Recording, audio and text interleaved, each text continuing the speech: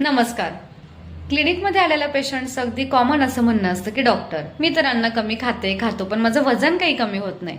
तर यासाठी सगळ्यात महत्वाची गोष्ट म्हणजे दरवेळी खाण्यातूनच वजन वाढतं असं नसून स्ट्रेस टेन्शनमुळे सुद्धा वजन हे वाढू शकतं.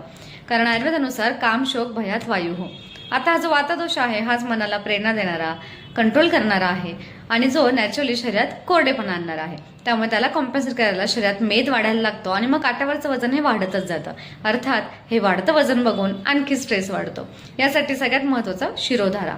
सेकंड, कपालभाती. हायपर व्हेंटिलेशन झालं की स्ट्रेस कमी होतो, उत्साह येतो, वजन झपाट्याने कमी होतं, शिवाय कॉन्फिडन्स लेवल वाढते. थर्ड, जेवताना 1 ते 2 चमचे गायचं तूप काकवीसह घ्यावं. यामुळे इन्स्टंट स्निग्धता येते.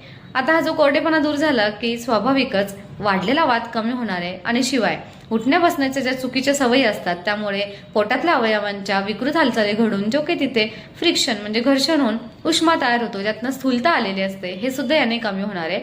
यासोबतच सकाळी उपाशी पोटी 1 ते 2 कप भाताची पेस्ट मीठ न घालता नाश्त्याच्या ऐवजी घ्यावी. यामुळे संपूर्ण तुमचा दिवस हा एनर्जेटिक जाणार आहे.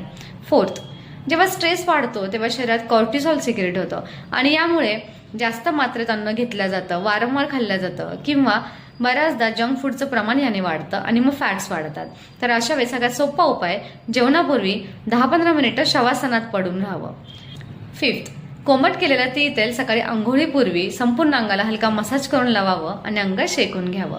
हे उपाय केल्यानंतर कसं वाटतं हे कॉमेंट करून नक्की कळवा आणि अशाच नवनवीन व्हिडिओसाठी चॅनलला सबस्क्राईब करा.